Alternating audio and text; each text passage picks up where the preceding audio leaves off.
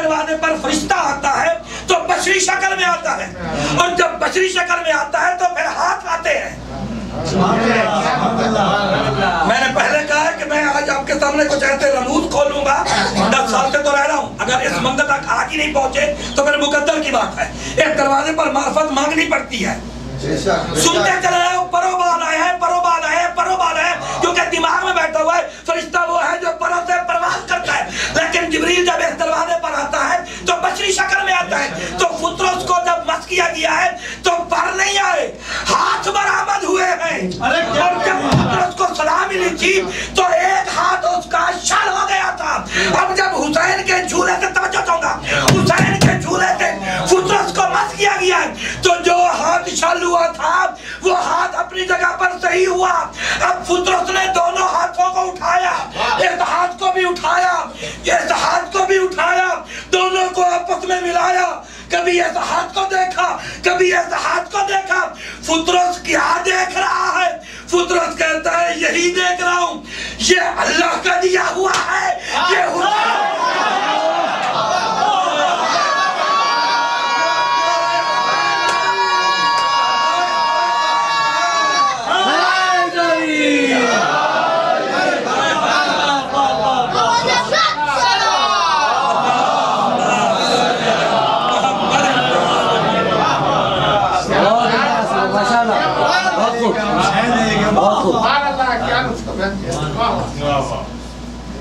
ये अजमत है।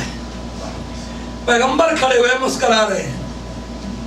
फुतरस कह रहा है कि ये हाथ अल्लाह का दिया हुआ है और ये हाथ हुसैन का दिया। पैगंबर मुस्कुरा रहे हैं।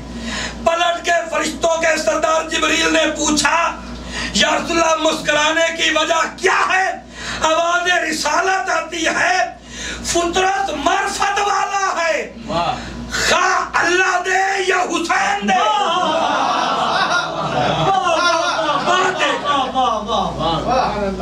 बात एक है, यही वजह है ये 14 भी जब देते हैं, जो देते हैं उसके नुमाइंदे बन के देते हैं। अच्छा बात आगे तो कह दूं, जब भी कोई देने वाला देता है हाथ से देता है, या तो अली के बगैर कोई यदुल्ला ले आओ,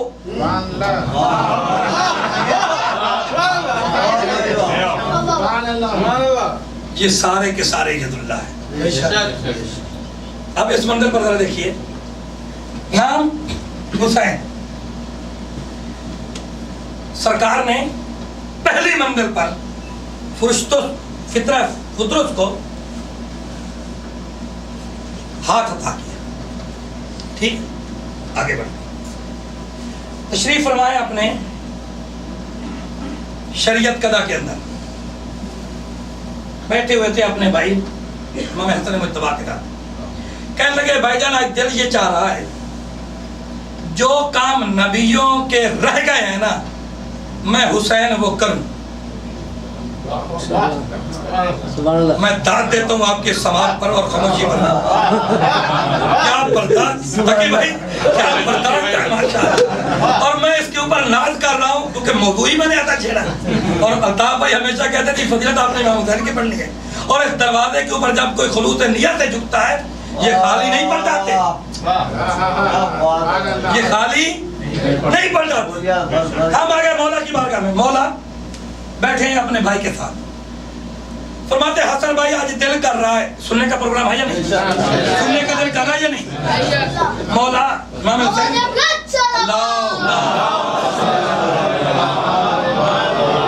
मौला इमाम हुसैन फरमाते हैं भाई हसन, बड़े भाई है ना, आज मेरा दिल कर रहा है कि मैं इस दुनिया के अंदर रहते हुए वो काम करूं जो नबियों के अधूरे रह गए हैं।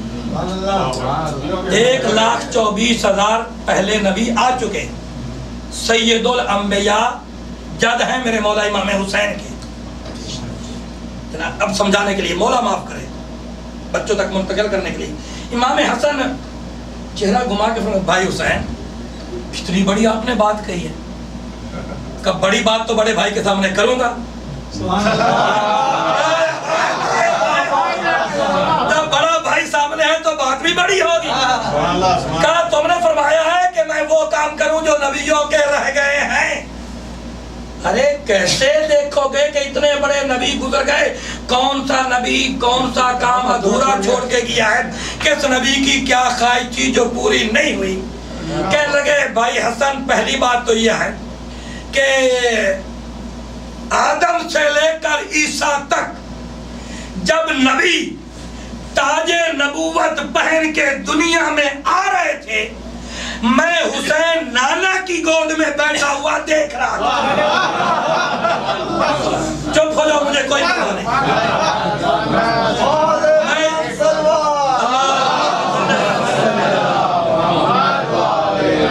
मैं नाना की गोद में बैठा हुआ देख, आदम आया मैं देख रहा था, नूह आया मैं देख रहा था, इब्राहिम आया मैं देख रहा था, याकूब आया मैं देख रहा था, यूसुफ आया मैं देख रहा था, जितने नबी है सबको मैं देखता रहा।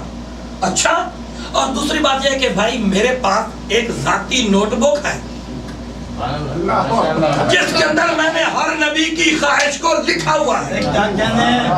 ऐसे नहीं अल्लाह फरमाता नून वल कलम वमा यस्तरून, मुझे कसम है कलम की और लिखी हुई सतरों की।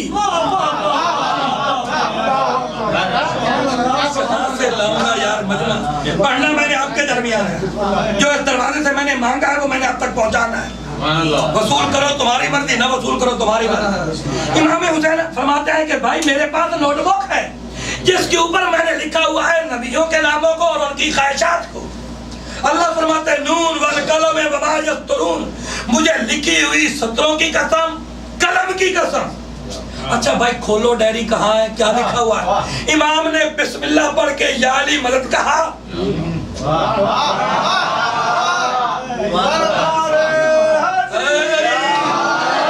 पहला सफा खोला, पहला सफा, पहली सतर, पहला नबी आदम। ख्वाहिश यह है कि जन्नत का लिबास जन्नत से जमीन पे लेके जाओ।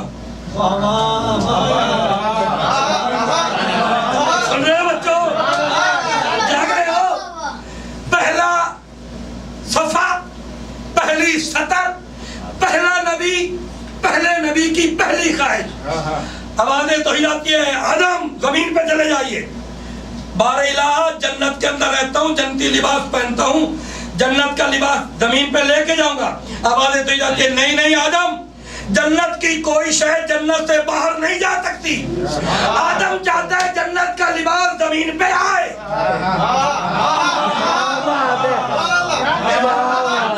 तुम्हारी जो इनके फजाइल में खुश नहीं होता वो कब खुश होगा? इमाम हुसैन फरमाते हैं कि भाई पहला नबी आदम ये कि जन्नत का लिबास जमीन पे ले आए। उस मालिक ने कहा कि जन्नत की कोई चीज जन्नत से बाहर नहीं जा सकती। तो आपका प्रोग्राम क्या है? भाई मेरा दिल ये कह रहा है कि मैं जन्नत के कपड़े जमीन पर मंगवाऊं।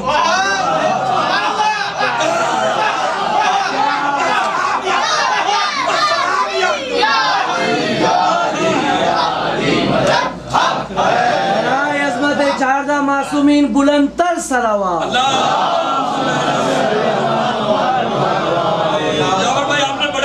मुझे दिया ये मधु की दुनिया आप पे। ये भी खुद बानी अदा खान है माशाल्लाह, ये शर्फ है, हर एक को ये शर्फ नहीं मिलता। एक अदा खान पर बात आ गई है करबला में, मालिक अल्लाह का शुक्र है मुझे बार बार जाने का शर्फ हुआ, मालिक हम सबको बार बार ले जाए। बादशाह करबला की एक मजलिस बादशाह के दरवाजे पर करने का फरमाए। उलमा ये कहते हैं अब्दुल्लाह किबला रूहानी ने ये जुमला लिखा, आगा कदवीनी ने ये जुमला लिखा कि जालिमों ने हुसैन के घर को करबला में जलाया था। ये हुसैन का ये शर्फ है कि हुसैन के नौकरों ने लातादाद दुनिया के अंदर हुसैन के घर बना दिए।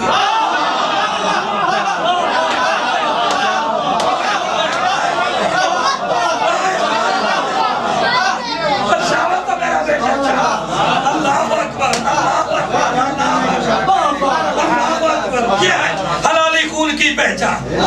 फौरन करबला पहुंचे बच्चा खुदा की। अब इसके ऊपर गौर फरमाइए कि पहला नबी आदम, पहली ख्वाहिश जन्नत की जिंदगी गुजार रहे थे जन्नत के अंदर, जो लिबास पे बेतन किया है जमीन पे ले जाना चाहता। आवाज देते नहीं आदम, कानून कुदरत की है, जन्नत की कोई चीज जन्नत से बाहर नहीं नहीं जाने दूंगा जन्नत का लिबास। मुत्तफ़क़ुन अलैह रिवायत है, जनाब आदम जमीन के ऊपर है, दरख्तों के पत्तों से सेत्र करके है। आ गए जनाब हुसैन फरमाते हैं भाई मेरा दिल चाहता है कि जन्नत का लिबास मंगवाओ। हुसैन कैसे मंगवाओगे, आदम नहीं लेके आ सके। अर्ज करते हैं भाई आदम की माँ फातिमा ज़हरा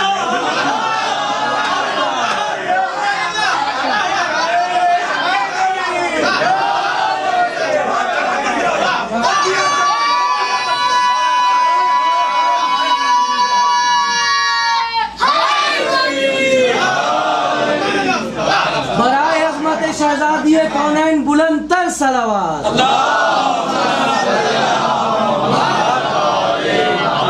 जब नबियों पे मुश्किल पड़ती है तो वसीला शहज़ादी का पेश करते हैं। बहुत बड़ा कामयाब तरीन वसीला। हाँ भाई ये तो बात पक्की है, ये तो तयशुदा बात है, क्योंकि फकत आप और मैं ही तो दो हैं जिनकी माँ को सैयदतो निसाए अहल जन्नत का शर्फ मिला है। जन्नत की मलका तो माँ है, मैंने तो कह दिया जो कहना था। जन्नत की मलका माँ है, दोनों शहज़ादे माँ के पास है। अम्मा कल ईद का दिन है, लिबास चाहिए, बेटा तुम्हारे कपड़े दर्जी के पास है।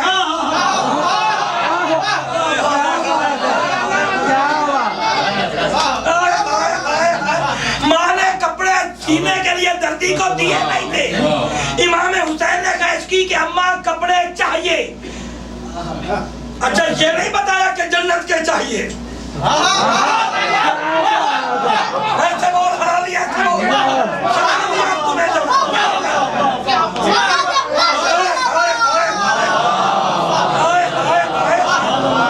बताया नहीं जन्नत के कपड़े चाहिए। माँ जानती है कि बेटा दिल में क्या बात है। अगर वो हुसैन के दिल की ख्वाहिश को जानती है, क्या हुसैन के आजादारों की दिल की ख्वाहिश को नहीं जानती?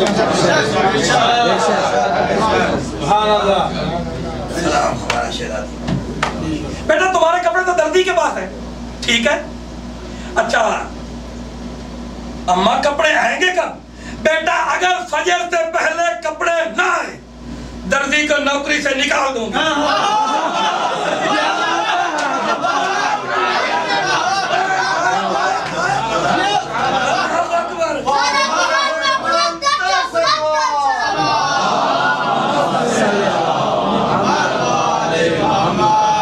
साजिद तो मौला के खरीदे पे खुश नहीं हो रहा, चक्कर क्या है?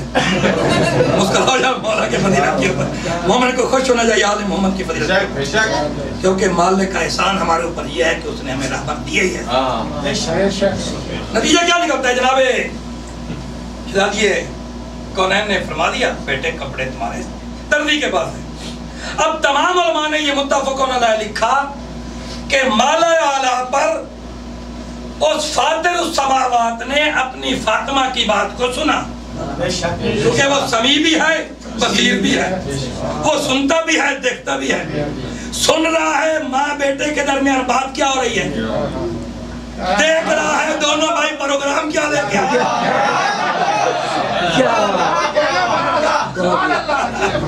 अल्लाह अकबर। आवाज़ तो हिदायत है, जल्दी कर रिजवान जन्नत, कपड़े उठा जन्नत से ले जा, जमीन पे पहुंचा। कपड़े जन्नत के उठा ले जा, जमीन पे दरवाजे को दूर पे जा। और ये नहीं कहना कि आज रिजवान आया है,